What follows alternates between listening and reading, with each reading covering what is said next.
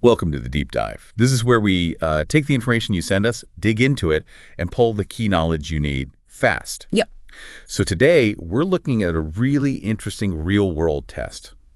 What actually happens when you let an AI app handle your personal finances for, well, a whole month? And one of you sent us this great first-person account, which is perfect source material for us. Exactly. Our mission here isn't just to, retell the story of the 30 days.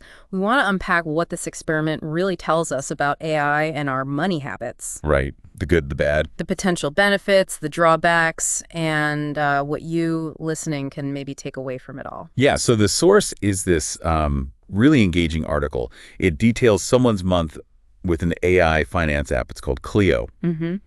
And this person, well, they sound like they were really looking for something new with budgeting, kind of feeling overwhelmed by the usual spreadsheets and stuff. That's a very common starting point.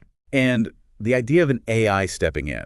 Yeah. It's definitely intriguing, maybe a bit scary, but something lots of us have probably thought about, right? Absolutely. So the user and the AI actually calls them Festus in the article, so we'll stick with that. Okay, Festus. Festus starts off feeling, well, pretty incapable of managing money well.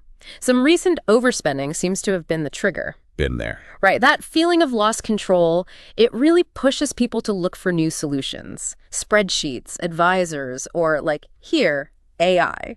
And how did Festus land on Cleo specifically? Because there are a few options out there. Well, they looked at others. Emma, Digit, Charlie were mentioned. But Cleo won out because of its, quote, smart, sassy personality. Sassy? Yeah. And get this, budgeting memes. That was apparently a deciding factor. Budgeting memes. Okay, that tells you something about how these tools are trying to connect, doesn't it? It really does. It's a deliberate shift away from just dry numbers. The sass isn't just a novelty. It's a strategy. It's a strategy, yeah. To make budgeting, which most people don't exactly love, feel a bit less like a chore. Maybe lower those emotional walls we put up around looking at our spending. Okay, makes sense. So Festus downloads Cleo, connects the bank accounts. The experiment is officially underway. What's the first thing that happens? Almost instantly, Cleo gets to work. Starts crunching the numbers, categorizing past spending. So you get that immediate overview. Exactly. And that can be, well, quite an eye-opener. For Festus, the very first message highlighted, $62 spent on food delivery in just 1 week. Oof. $62. Yeah. That hits differently when an app points it out like that. It really does. That immediate data-driven feedback, it cuts through our own tendency to maybe downplay things or just forget. That's a key strength of AI here. Cleo didn't just show the number, right? It actually did something with it. Right. It didn't just report, it suggested. Proactively recommended setting up a takeout budget. Ah, okay. So it's trying to guide behavior, not just track. Precisely. It's moving from passive tracking to active suggestion. And then we get to the roast mode. Okay, I've been waiting for this. What's roast mode? Well, Cleo apparently made a comment about Festus's bank balance hiding from responsibilities. Wow. Savage. It's sharp, right? Almost funny, but it's a really direct way of pointing out maybe some financial avoidance. Yeah, I get it. And this kind of brutal honesty, while maybe a bit jarring. A bit? Okay, maybe more than a bit jarring for some. It cuts through denial. It's like a pattern interrupt that, gentler advice might not achieve. And the humor maybe helps it land, makes it stick. Potentially, yeah. Softens the blow, makes it more memorable. And it wasn't just sassy comments. Cleo also flagged an unused Paramount Plus subscription. Ah, the classic sneaky subscription leak. Exactly. Something AI is really good at spotting, that financial leakage we humans just kind of overlook sometimes. Okay, so it's like having a financial coach who's also part comedian, part drill sergeant. Week 2 then shifts focus, more towards habits. Yes, week 2 is more about building awareness, using visuals, colorful pie charts, emojis, trying to make the data more engaging, easier to grasp quickly. Gamification, basically. Right, make it feel less like homework. Exactly. And the daily check-ins help too. Like a message saying, you're 70% through your entertainment budget halfway through the week. That creates real-time accountability. You can see how that constant feedback loop might start to shift things just by making you more aware. Definitely. Just seeing it laid out like that, day after day. And then came the no spend day challenge. How did that go? Yes. Well, let's just say it involved a very human, relatable failure. An oat milk latte justified as self-care. That is painfully relatable. We've all done that, haven't we? Called something self-care when it's really just the treat we wanted. Absolutely. And it really highlights that tension, doesn't it, between our logical money goals and our emotional wants and needs. The AI can spot the spending, but maybe not the reason behind it. Exactly. It can point out the inconsistency, the rationalization, but it can't fully grasp the psychology. But maybe just pointing it out makes you examine it more. Good point. What about the automated savings feature? Festus had a reaction to that too. Yes. Cleo started automatically moving small amounts of money into savings. Festus described the feeling as either magic or maybe even theft. Magic or theft, I get that. It feels effortless, almost like he didn't do it. Which is the whole point, really. That set it and forget it approach. It can be super powerful for building savings without feeling the pinch constantly. Okay, so things are ticking along, habits are maybe starting to shift, then week 3 throws a curveball, right? A real-life issue. Yes, a mid-month car repair, something unexpected that blows the budget. This is always a big test for any budgeting system, AI or otherwise. How did Cleo handle it? Just say, computer says no. No. Actually, this is where it showed some useful flexibility. It didn't just flag the overspend, it suggested moving funds from the treat yourself category to cover the repair. Oh, interesting. So it helped problem solve within the budget Festus had set up. Exactly. Offering a practical solution using the existing framework, not just reporting the problem. And there were predictive features mentioned too, like warning Festus about future cash flow. Yes, apparently Cleo warned Festus might be broke by the 22nd of the month. Yikes. How does it figure that out? Well, presumably by analyzing past spending patterns, income, upcoming bills, projecting forward based on current trends. We don't know the exact algorithm, of course, but it suggests some pretty sophisticated data analysis to anticipate potential shortfalls. So it's trying to look ahead, not just back.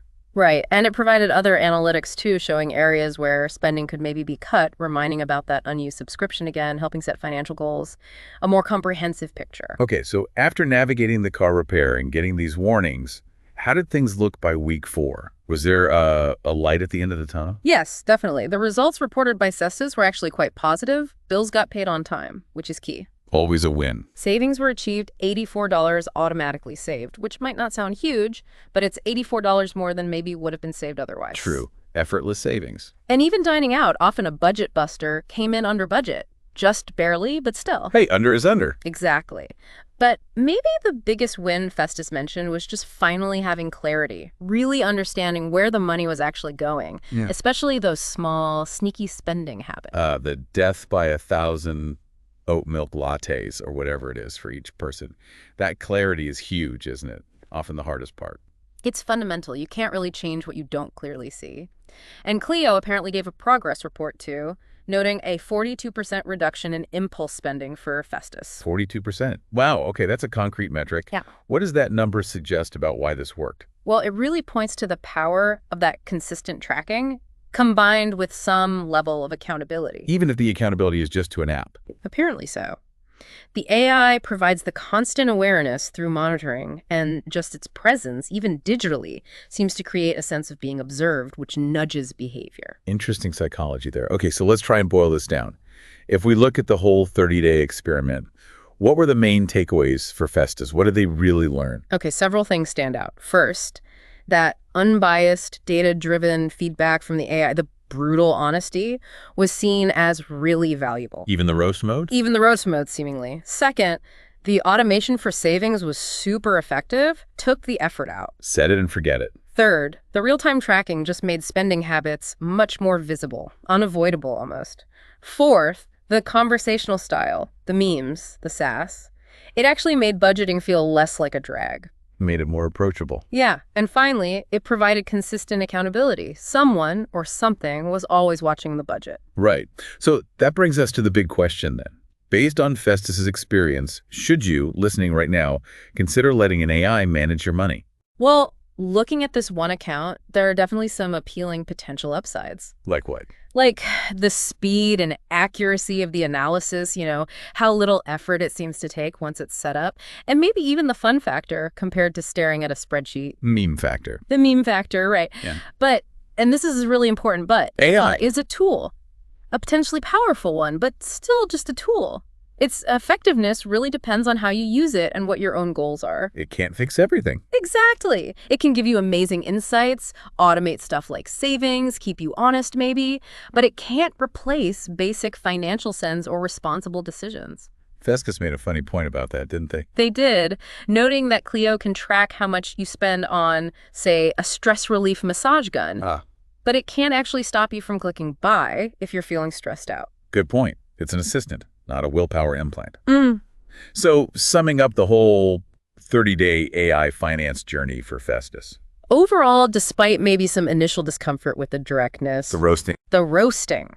the experience sounds like it was surprisingly positive and very effective for Festus, having that 247 financial assistant, even one with a digital attitude. A sassy assistant. It offered real advantages: awareness, automation, accountability, and the fact that Festus said they plan to keep using the app, that says a lot. It really does. Makes you think, doesn't it? How How much our own, biases or emotions get in the way of seeing our finances clearly. Maybe that objective algorithmic view is genuinely helpful. I think that's a key point. Yeah. This deep dive into Festus's month with Cleo shows pretty clearly that these AI finance apps can offer real value. Right. Real insights, useful automation. Leading to better money management, potentially. Yeah. We saw the impact of the real-time tracking, the ease of automated savings, even the surprising effectiveness of AI SaaS in controlling spending. So a final thought maybe for you listening. After hearing about Festus's experience, are there other parts of your life where maybe getting that kind of objective insight, that consistent feedback from an AI assistant might actually be beneficial?